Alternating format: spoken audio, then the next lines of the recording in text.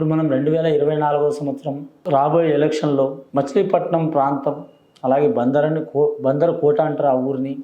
ఆ ప్రాంతం నుంచి పోటీ చేస్తున్న తెలుగుదేశం కూటమి తరపు నుంచి కొల్లు రవీంద్ర గారు, అలాగే పేర్ని కృష్ణమూర్తి కిట్టు గారు వైసీపీ తరపు నుంచి వారిద్దరు జ్యోతిష బలం గెలిపి ఎవరుంది ఓటమి ఎవరుంది. వైసీపీ పార్టీ తరపు నుంచి కృష్ణమూర్తి గారి పేరుని కృష్ణమూర్తి గారి జ్యోతిష బలం ఎలా ఉంది, అలాగే తెలుగుదేశం కూటమి తరపు పార్టీ నుంచి కొల్లు రవీంద్ర గారి జ్యోతిష బలం ఎలా ఉంది, వారి అభిమానుల కోరిక మూలంగా, వైసీపీ అభిమానుల కోరిక మూలంగా, తెలుగుదేశం అభిమానుల కోరిక మూలంగా, కార్యకర్తల కోరిక మూలంగా మన జానకిరామ్ని అడిగి చూద్దామండి.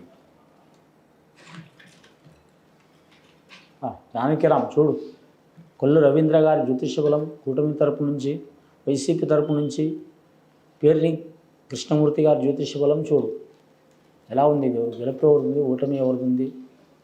ముఖ్యంగా చూడాలంటే మాత్రం వారి ఇద్దరి పేరు మీద చెప్పాలంటే నెత్తిన పెట్టే శంకల జోలే వస్తుందండి. మరి జాతకంలో మాత్రం రాక్షసులు వచ్చిందండి.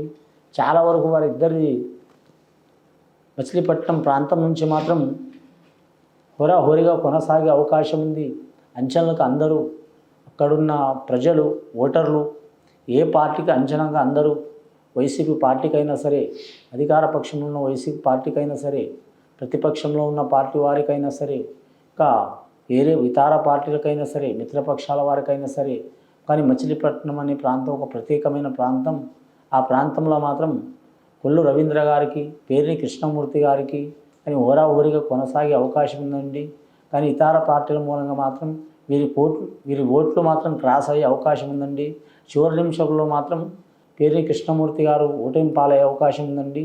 కొల్లు రవీంద్ర గారు గెలిచే అవకాశం ఉన్నదండి.